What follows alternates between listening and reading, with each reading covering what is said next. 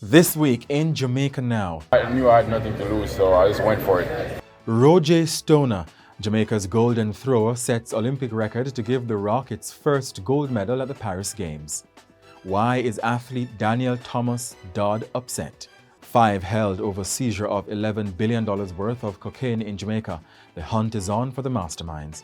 And more darkness for St. Elizabeth. Light and Power Company JPS revises its deadline for power restoration for the hurricane-battered parish.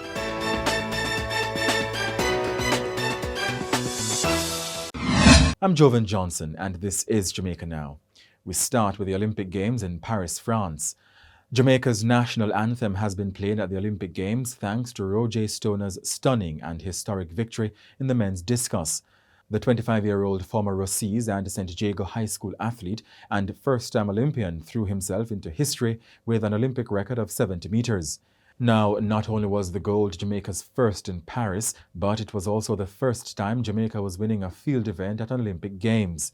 Mr. Stona told journalists that he was not really surprised at the distance he threw. It's great. It's a great feeling. This is what I've been preparing for. This is what I dream of.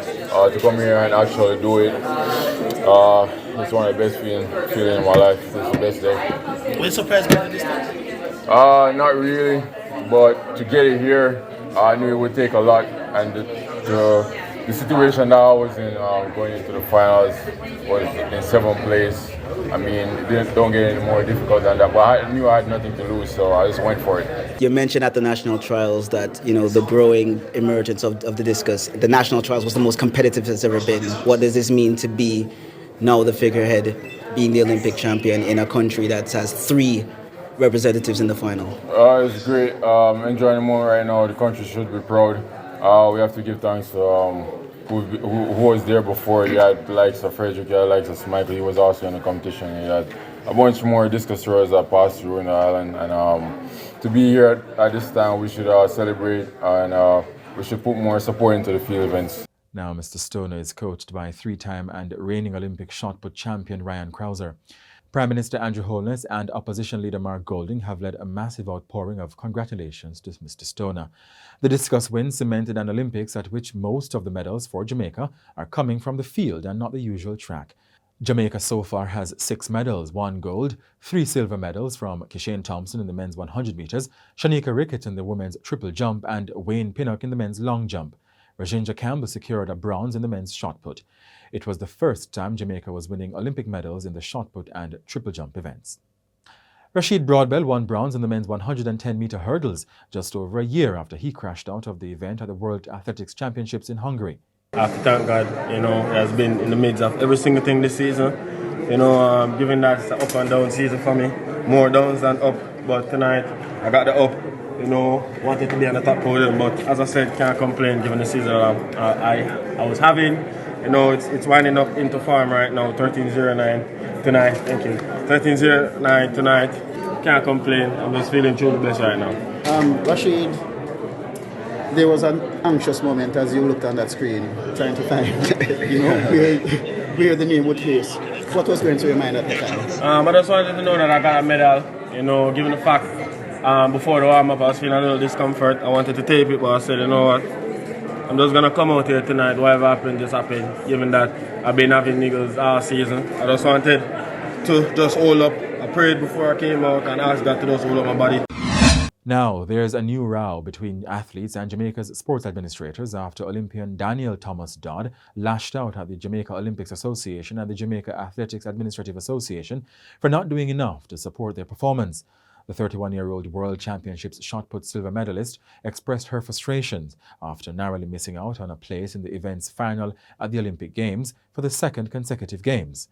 Mrs. Thomas-Dodd's best throw of 18.12 meters was not enough to secure a top 12 finish as Raven Saunders of the United States landed a big enough throw to snatch the last final spot from her.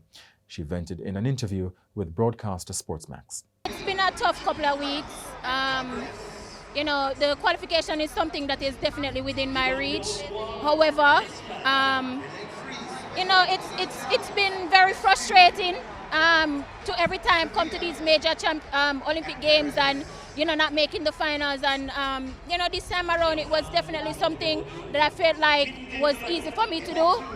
However, I didn't have my coach here. I've been in the village for 2.5 weeks, and I was denied the privilege of having a coach's pass for my coach to even be at the training facilities for 2.5 weeks. So you're talking about 365 days of training just gone down the drain because I didn't have my coach for 2.5 weeks while being here. So it is definitely very frustrating, and I think it's something that I definitely have to sit and reflect on and moving forward as to what will be definitely best for me and my mental health, because I cannot do this anymore. It's very frustrating dealing with JOA and J3S because these people don't care about field events in Jamaica.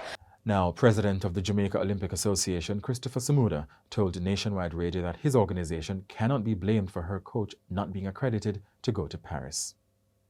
He said the JOA works on a list submitted by the J3As. I can quite understand why Danniel is a bit disappointed. It's twice now that she has not made the final, so I can understand the emotionalism around it. But we have to understand the facts, and Danniel is in fact aware of the facts. And let me start with her personally. Danniel has been the beneficiary of an Olympic Solidarity Scholarship for 4 years now, and that is by virtue of the JOA supporting her. So it doesn't lie in her mouth to say that the JOA has not supported her personally. And perhaps the reporter who interviewed her should have questioned the answers. Had he questioned the answers, he would have realized that she's being supported by the Jamaica Olympic Association by virtue of an Olympic Solidarity Scholarship. Meanwhile, in a subsequent interview with the Gleaner, the JOA president refuted claims that the association would not grant an accreditation to Mrs. Thomas-Dodd for another Olympics should she not retract her statements. And Jamaican Olympians Beverly McDonald, Chelsea Hammond-Ross and Khalees Spencer-Carter were officially awarded their reallocated Olympic medals at a ceremony in Paris on Friday. Miss McDonald was given her upgraded bronze medal in the women's 200 meters after American Marion Jones, who won gold, admitted to taking performance-enhancing drugs. Mrs. Hammond-Ross was upgraded to bronze in the women's long jump in 2008 after retests of then silver medal winner Russian Tatiana Lebedeva in 2017 revealed a banned substance, and she was later disqualified. And Mrs. Spencer-Carter got her upgraded bronze from the 400-meter hurdles final in London because of the disqualification of Natalia Anchuk in a fallout from the Russian doping scandal. In other news, Olympic champion Hansel Parchment and veteran dancehall entertainers Beanie Man and Bounty Killer are among 150 Jamaicans being bestowed with the national awards as Jamaica celebrates its 62nd anniversary of independence. Mr. Parchment, who competed at the Paris Olympic Games, is being honored with membership in the Order of Distinction in the rank of Commander for his exceptional achievements in athletics at the world and Olympic levels.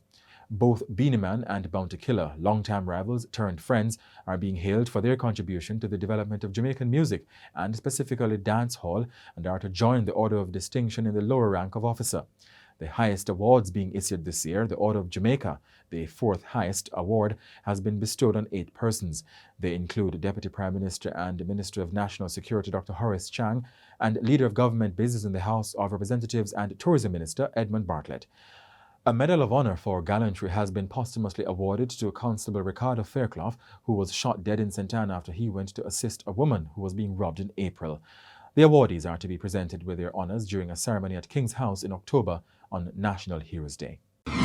The police are hunting the masterminds behind an $11 billion cocaine stash that was seized in St. Andrew on Tuesday. Approximately 2,600 kilograms or 5,569 pounds of cocaine with a street value of over 11 billion Jamaican dollars or 75.79 million US dollars were found at a house in the suburban community of Havendale during a 3-hour operation by the police. 5 people were arrested during the operation and remain in custody up to Friday. Entertainer Vybz Kartel has found controversy after he was heard on a live social media broadcast threatening violence against a woman. Kartel was being interviewed on his attorney Isaac Buchanan's podcast Context Matters on Thursday. Don't